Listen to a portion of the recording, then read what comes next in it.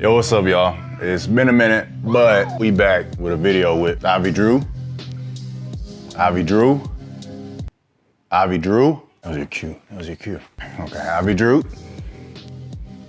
Just to jump into it, we're just gonna be talking about being a young husband and a young father. I guess I'll talk about you first though, cause you know, you came after. Just to start though, for those who know, I'm a Christian, so everything that I'm gonna say is Christian based on my lifestyle. I'm saved, so you know what I'm saying? I'm gonna stand on it. She gonna stand on whatever she's saying either, too. My bad. It's just an overview of everything and I just like to share it, you know what I'm saying? Me personally, I went from event to event to event, engagement to the wedding process, and I was, okay, the engagement to the wedding process, and I was real hands-on. There was a lot going on, then boom, I was a husband, then boom, fatherhood. So it was all fast-paced, real quick.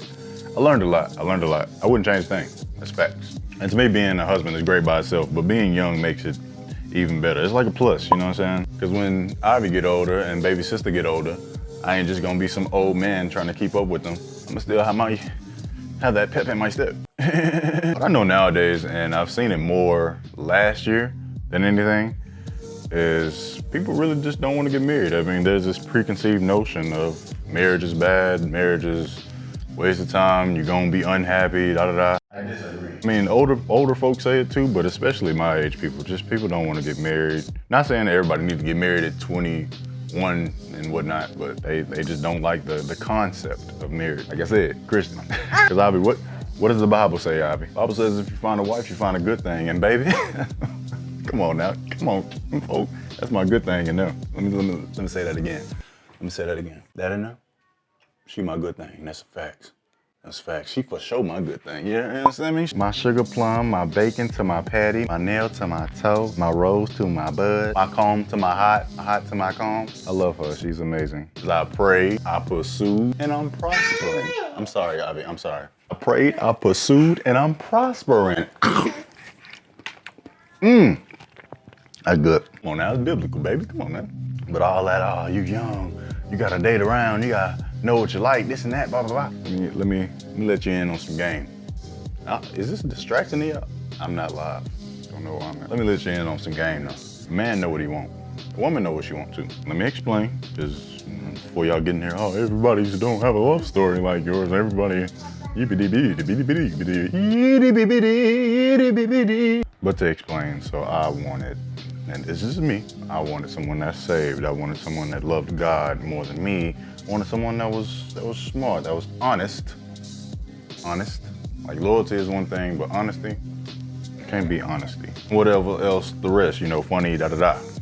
You got that. You know the traits that you want. For me, I was blessed to have a friendship that turned into a romantic relationship. I found her. Now, maybe I didn't know it when I was 14, 15. Actually, that's another story for another day. But to be committed to multiple people and be dating around, nah, fam, that was high school, man. I was over here flirting for fun and da-da-da and this and that, going here and there, which I regret. You know, I was playing with these young girls' heart, man. Y'all boys, don't be doing that. You know what I'm saying? Don't play with no young girl's heart, man. Find out who you are first, seek God, and then, you know what I'm saying? Just chill on that though. Don't be playing with no girl heart. And women too. Don't play with no boy heart. I think I'm getting off topic. But dating and being married is way different. Way different. Did you know the person? Like I knew Chu. I knew what she liked. I knew her family, this and that. But we never lived together. So when we started living together, I wasn't like, I didn't know. When I was coming into it, I knew there was stuff I didn't know. I was banking on it. I talked to my pastor, I talked to Apostle, we was just topping it up, going over, about to get married, this and that. I mean, it's tough, but it's worth it, Because you got two personalities, two different upbringings, meshing together in one place. Of course, y'all gonna butt heads sometimes, but like I said, it's worth it. And I was already in love with you, that's facts. But what made it even stronger was I made a vow to God at the wedding. I made my mind up before the wedding, but I made a vow to God. When I made a vow to God, I knew I wasn't gonna give up or nothing like that, you know, just because I made a vow to God. I mean, I could explain on and on, but that should be simple, right? And I made a vow to be her husband, like to my wife. Yeah, we're only 2 years in, and we had disagreements, we had arguments, we had rough patches, da-da-da, but it's all worth it.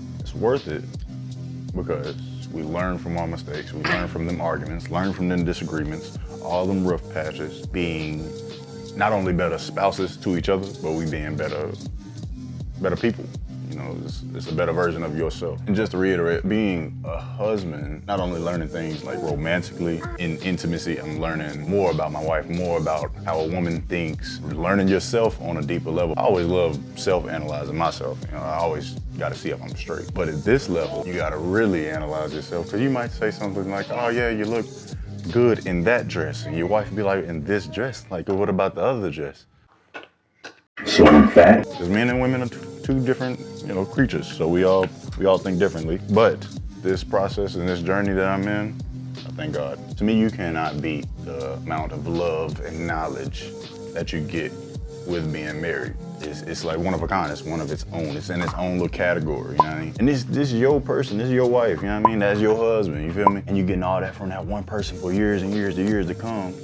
And you're doing it together, you know what I mean? And another plus, which is what I like, because I talk to my youngins all the time, I get to pass game on to them. Or I get to pass game on to the old heads who, you know what I mean? Yeah, amen. Pass game on to somebody who needs it or who asks. Or if I'm doing this, you know what I mean? Somebody might learn. I love her, man, if y'all ain't know for real. Tell y'all, man, I love that girl, for real. But I guess let's move on to being a father before I start crying about my wife. Being a father is the third best thing that happened to me, bro. Once again, the love and the knowledge I'm getting from being a father is also amazing. Feeling on the same spectrum, but it kind of heightens a bit. Like for example, protection, right? Because we created a person in the beginning who was helpless, you know what I mean? You just a baby, you can't walk, you can't talk, you can't feed yourself. Da-da-da-ba-da-ba-da. As a husband, I was already protective. Shoot, as a man, you're already protective over anything. If you love something, you're already protective over it. But having a child, example. So I was in my church, right? Maybe it was about 20 feet away from my car. Bree and Choop was in the car. Ivy was in there, windows was closed, like slightly a little cracked actually. But I heard like a little whine, a little cry. So I walked on over. And Bree was like, bro, you heard that from way over there? I was like, yeah. Yo. It's like, yo, you heard that from way over there? I was like, yeah. Yeah, it's like that. And I'm sure she could do the same thing now, so shout out Pat. But I bust out in tears when Ivy first came, but like I say, the love is different than being in love romantically with your spouse, of course. This is you, she is me, I'm her. Me and her created her, you know what I mean?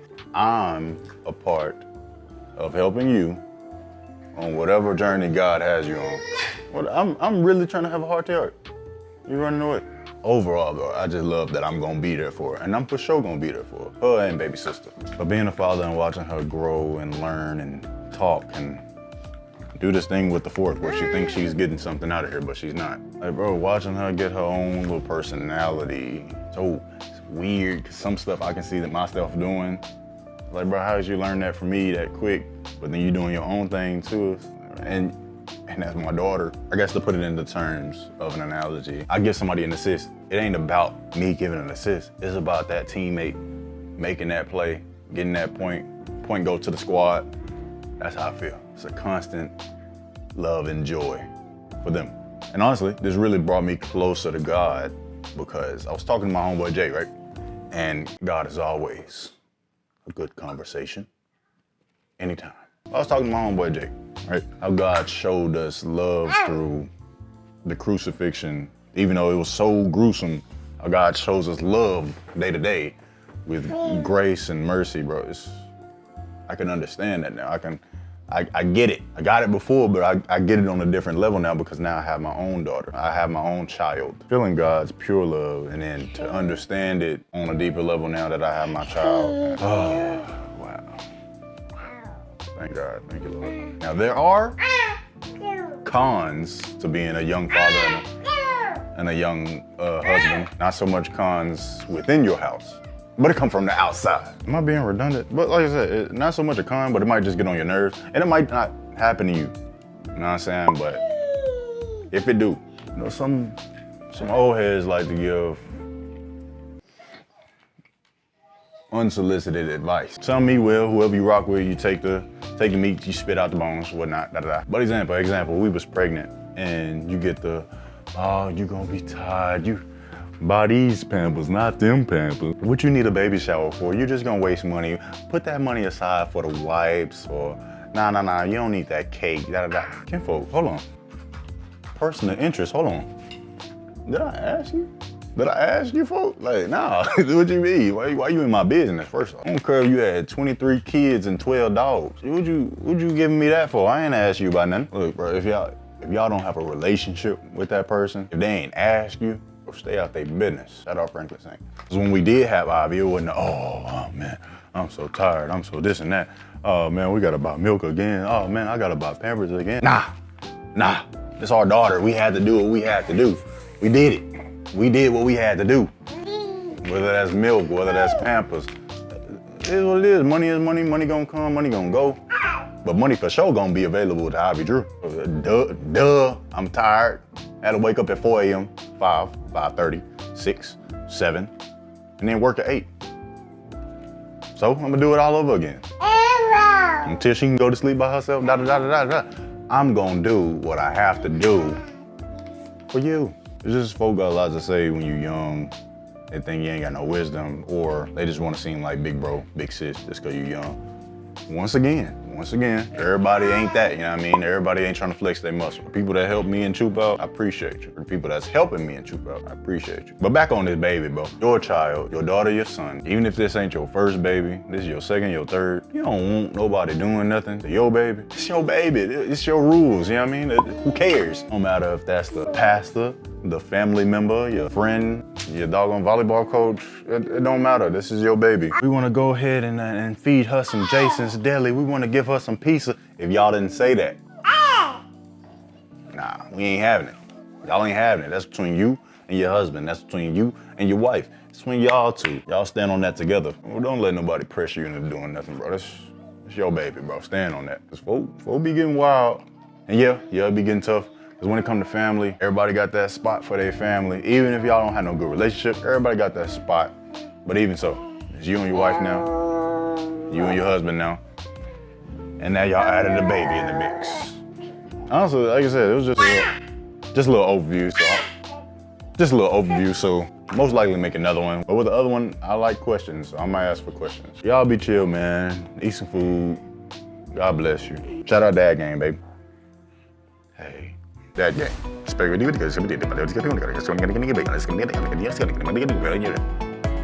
Restrictions may apply. Blindness.